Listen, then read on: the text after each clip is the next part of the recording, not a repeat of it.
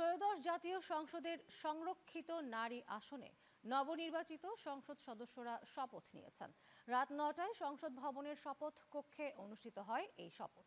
জাতীয় সংসদের স্পিকার হাফিজউদ্দিন আহমদ নবনির্বাচিত সংসদ সদস্যদের শপথ পাঠ করান। সংরক্ষিত নারী আসনের 50টি